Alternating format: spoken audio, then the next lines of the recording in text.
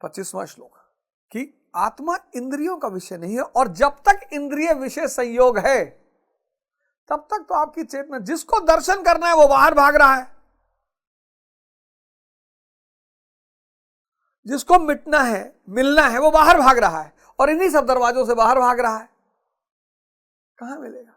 दूसरी बात गुरु भगवान कहते हैं इसी श्लोक में, तो ये बात समझने वाली है, बड़ी इंपॉर्टेंट बात है ये क्योंकि बड़ी अजीब सी बात है। इसमें लोग कभी कभी बड़े भ्रमित हो जाते हैं। संसार छोड़ दें? क्यों छोड़ दोगे? परिवार छोड़ दें? बिल्कुल नहीं। बेहोशी छोड़नी है, बेहोशी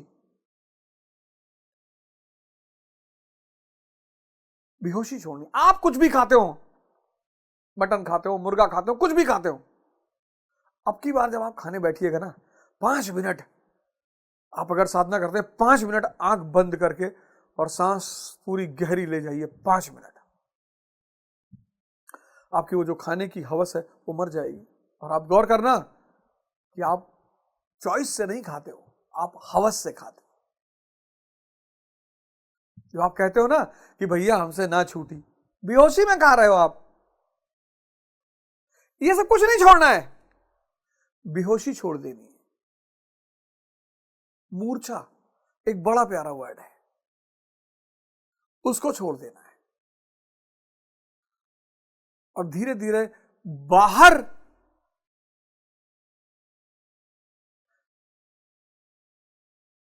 जो आपको सुख की अनुभूति होती है वहां से आप रिटर्न होना शुरू हो जाएंगे। बस जिस दिन आप रिटर्न होना शुरू हुए, आप समझ लीजिए क्रांति की शुरुआत हो गई। फिर गुरु महाराज कहते हैं कि आत्मा ना तो इंद्रियों का विषय है, तो आप कर लो जितनी कोशिश करनी है। वह अचिंत्य है, चिंतन भी नहीं किया जा सकता। थॉट, चिंतन, कांट यही तो कहता है, वेस्टर्न फिलोसोफर, कि सीमित बुद्धि से असीमित परमात्मा को नहीं पाया जा सकता, कटोरे में समंदर को नहीं भरा जा सकता। तो फिर दोनों का मिलन कैसे हो? तो कटोरे को समंदर में फेंक दो, हो गया मिलन। जितने लोग कटोरे में समंदर डालने की कोशिश कर रहे हैं वही परेशान हैं। कुछ नहीं करना है, इस कटोरे को उठाकर समंदर में फेंक देना है, बस हो गया मिलन। पर वो अहम नदी जब समंदर को पहली बार देखती तो घबरा जाती है। कभी नदी और समंदर को मिलते हुए देखो, क्या आवाज आती नदी से, पीछे पलटकर देखती कि मेरा वजूद, वो भूल जाती है कि वो समंदर के साथ मिलकर असीम वजूद की हो जाएगी। पीछे तो जा ही नहीं सकते, चिंता का विषय नहीं है, विकार रहित है, विकार रहित, विकार रहित। किसने देखा? तत्वदर्शियों ने।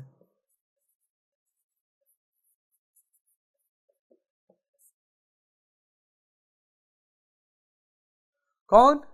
राजा जनक।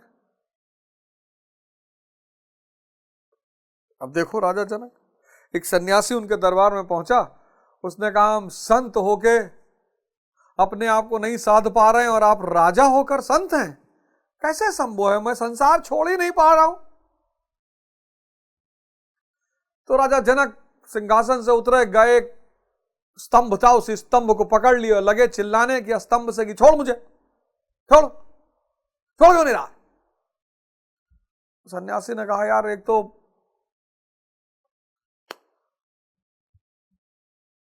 जवाब देने दूर छोड़ दो, नाटक कर रहे हो यार। क्या नाटक कर रहा हूं? तुम्हें जवाब मिला कि नहीं? मैंने स्तंभ को पकड़ रखा है, स्तंभ ने मुझे नहीं पकड़ रखा है, हमने संसार को पकड़ रखा है, संसार ने हमें नहीं पकड़ रखा है। और संसार का एक नियम है, जो आपको प्रेम करे उससे आप प्रेम करो, बाकी सिर्फ धर्म निभाओ। सबसे प्रेम करोगे तो फंस जाओगे, फिर तो बहुत बुरा फंस जाओगे। धर्म, पुत्र का धर्म, पिता का धर्म, भाई का धर्म, हर चीज का एक धर्म है, उस धर्म को निभाना बहुत जरूरी है।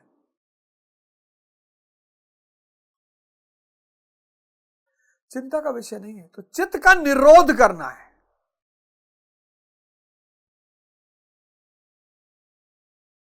और चित्त में बादल घूम रहे हैं, चित्त में बादल घूम रहे हैं, और जब तक बादल घूम रहे हैं, इसलिए ध्यान का एक चरण ऐसा है जो बड़ा खतरनाक चरण है। मौन होकर सिर्फ बैठना है, कुछ आपके हाथ में है ही नहीं, अक्रिया है ध्यान। जहां आपने कुछ किया, आपका मैं एक्टिवेट हो गया। कुछ उसकी क्रियाएं हैं, शुरुआत में ट्रेनिंग कराने के लिए होती हैं, बैठाने के लिए होती हैं। आप ऐसे कर लो, आप वैसे कर लो, यहाँ लाइट दिखाई पड़ रहा है, यहाँ ट्यूबलाइट है, वहां खंभा लगा है, वो टीवी चल रही, फलाना चल रहा, वो सिर्फ आपको बैठाने के लिए है। एक समय आएगा जब आप बैठने लगोगे, उसके बाद सिर्फ बैठना है। फिर आपको गाना गाना है, दीवाना तेरा तुझे यूं बुलाए, ये मर्जी तेरी तू आए ना। आप पैदा हुए, वो आपका हाथ पकड़ा हुआ था, धीरे धीरे आपने उसका हाथ छोड़ना शुरू कर दिया, और आप मन के स्तर पर इतना हावी हो गए कि वह आपसे बहुत दूर हो गया। है तो आपके बहुत अंदर ही, लेकिन दूर बहुत हो गया। ये दूरी किसने जनरेट की? आपने। उसने आपको नहीं छोड़ा, आपने छोड़ा। मैं बढ़ता चला गया। अब जब मैं घटता चला जाएगा, और घटते घटते घटते घटते जिस दिन मैं डिसअपियर हो जाएगा, वो आ जाएगा। जब मैं था तब हरि नहीं, अब हरि है मैं ना। जब मैं था तब हरि नहीं, अब हरि है मैं ना। इंद्रियों का विषय नहीं है दर्शन। इसलिए तो भारत के इतिहास में, भारत में और पश्चिम में शब्द है philosophy, the love for knowledge. Plato, Aristotle, realm of ideas.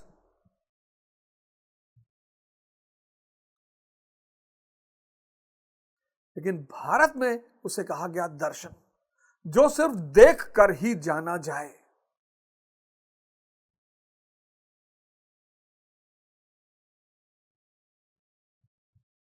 इसलिए भारत की परंपरा अद्भुत है। राजा जनक, बुद्ध, महावीर,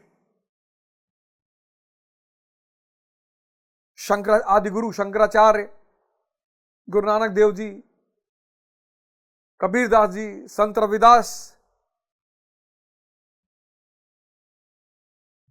और भारत का ये आकाश मंडल इतने तारों से भरा हुआ है, जिसमें मेरे सबसे प्रिय, अब इसके लिए मैं क्या कर सकता हूं, मेरे सबसे प्रिय है संत कबीरदास जी। मैं उनकी तरह मूर्ख, मैं उनकी तरह अज्ञानी, मैं उनकी तरह अनपढ़, बस वो मेरी तरह अपराधी नहीं थे। बड़ा सादा उच्च जीवन रहा उनका। जहां भी मुझे दर्शन में डाउट पैदा हुआ, जिस चीज को भी लेकर, मैंने कबीरदास जी को खोला, और एक सेकंड में जो बात बड़े बड़े दार्शनिक, बड़े बड़े फिलोसोफर, बड़े बड़े संतों की समझ में नहीं आई, उसकी वजह है कि मेरा मन एवरेज है थोड़ा सा। आप लोगों का बड़ा मन है, आप ज्यादा बुद्धिमान हैं, आप प्रकांड पंडित हैं, मेरा एक सामान्य सा मन है। ये तत्वदर्शी है, ना ये पंडित है, ना ये पुरोहित है, ना ये मौलाना है, ना ये पादरी है, ये तत्वदर्शी है। चित्त का निरोध कर चुके हैं, विकारों से रहित है, बाहर का आनंद ले रहे हैं और अंदर का भोग कर रहे हैं, असीम का भोग कर रहे हैं, असीम का। वो जो आप देखते हो ना संतों को, यार धोती पहने हैं, धोती पहने हैं, पूरा ब्रह्मांड इनका है, तुम एक लेवाइस की जीन्स पहन लिया, भिखमंगे, तुम बहुत अमीर हो गए हैं? तो घड़ी पहने हो 1 लाख रुपए की, सांस नहीं आ रही है, सुई लगवाते हो तो मुंह जो है चिंपैंजी की तरह हो जाता है। तत्वदर्शी,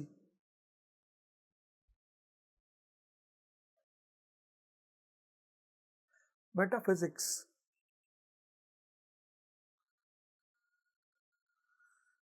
बाहर का आनंद ले रहे हैं और अनंत का भोग कर रहे हैं,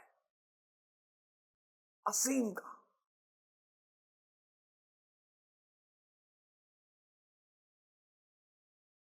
और चूंकि इंद्रियों का विषय नहीं है, मन का विषय नहीं है, चित्त का विषय नहीं है, इसलिए सिर्फ इशारा करते हैं। वो इशारा बाइबल में है, वो इशारा कुरान में है, वो इशारा श्रीमद् भगवत गीता में है,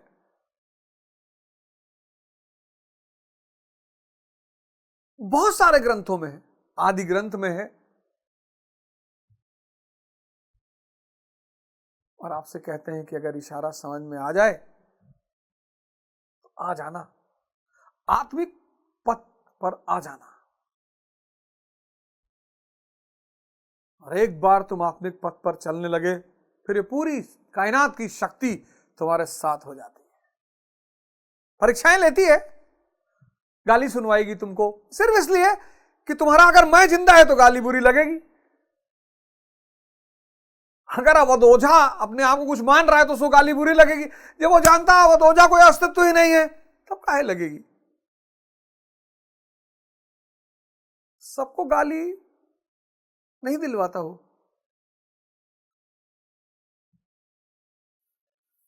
बड़े किस्मत वालों को गाली भी दिलवाता है।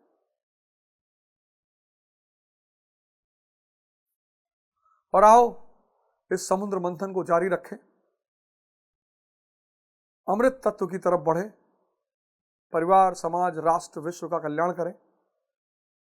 तो धर्म की विजय हो, अधर्म का विनाश हो, प्राणियों में सद्भावना हो और विश्व का कल्याण हो। जय हिंद, जय भारत।